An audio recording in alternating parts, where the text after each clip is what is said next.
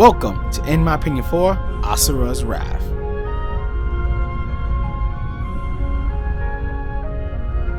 In Asura's Wrath, you play as well Asura, one of the 8 guardian generals who got constant war with Mitra and his minions, the Goma.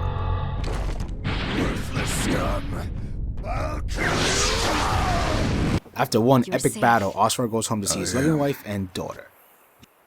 Welcome home, Father. Thanks. He is then called to see the Emperor, who seems a bit dead. What is this? Asura comes to find his wife has been killed, daughter kidnapped, and himself labeled a traitor. I will save your strength.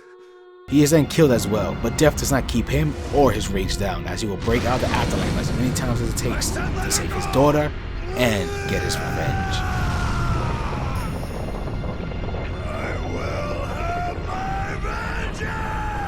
This is a pretty straightforward revenge plot, but that doesn't stop it from being a highly entertaining one. It goes so overboard with its action you wonder how it's going to top itself next. It also does a good job filling in some of the gaps with the game's interludes, so you can understand some of the characters' motivations. The lead Asura is likable, even though he's a hothead. He still comes off as a good guy and a caring father.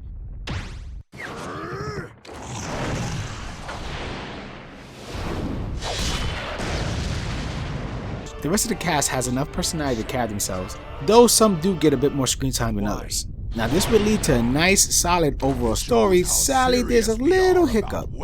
I don't know whose idea was it, but for some reason they decided to give the player a fucking bullshit cliffhanger ending.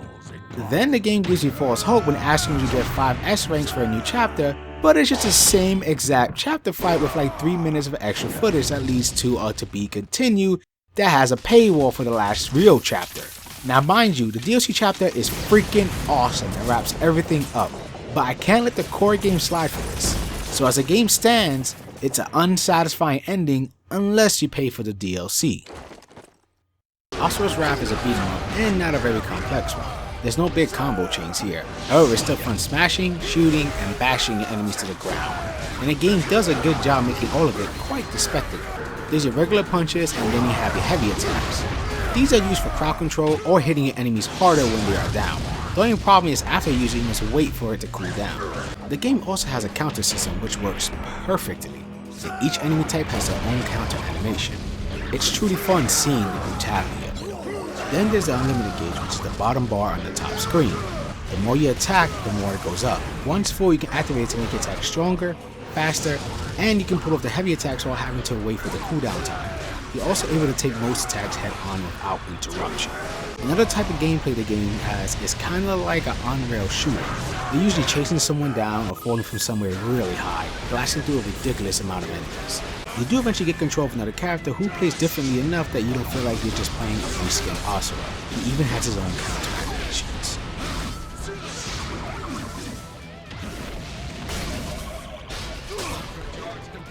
One of the main highlights of the game is the boss battles. These are just epic in every sense of the word. They didn't pull any punches over where these fights can go and how big your enemy can get. Each of these are truly a joy to watch and play. Now the point of all this destruction is to fill the giant bar called the burst meter. Activating this leads to the next section of the level and shows the other big part of gameplay, quick time events. Now, if you despise QTEs, I'll let you know right now, this game might not be for you since there are tons of them for everything. From pressing it at the right time to mashing it. This is used to show off the amazing and ridiculous battles the game pulls off.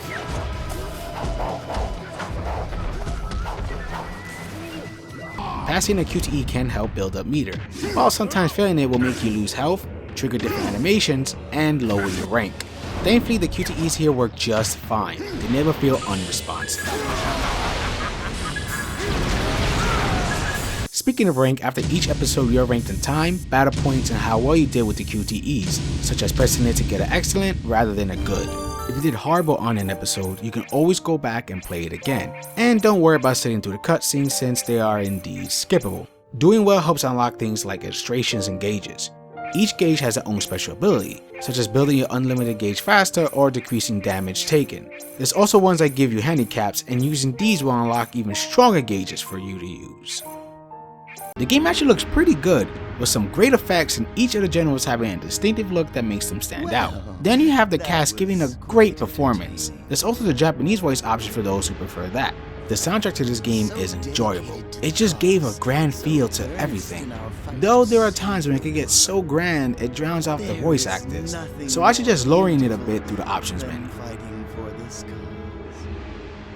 Sergei, I want you to bring Yasha with you on the next extermination.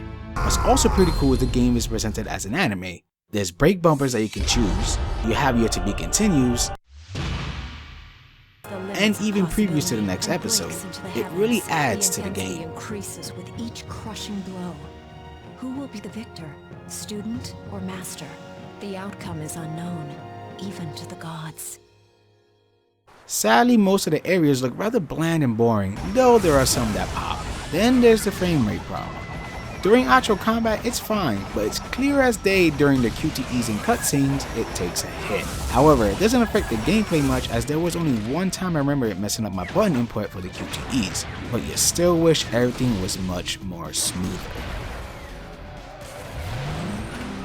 I had a blast with Asura's Wrath. It had a likable lead and a simple but entertaining story. The combat may not be super complex, but still fun and functional. Then you have the awesome boss fights and some of the other crazy scenes. The replayability comes in the form of ranks and trying to unlock all the gauges, pictures, and so on, if you're into that stuff. Besides that, the game is very short, somewhere around the 4 to 5 hour range.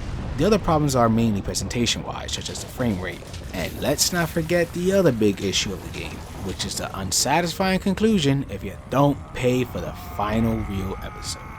Still, let's unleash our rage with Asura and get some revenge. I hope you enjoy my thoughts on this game, and for gamer's sake, keep gaming.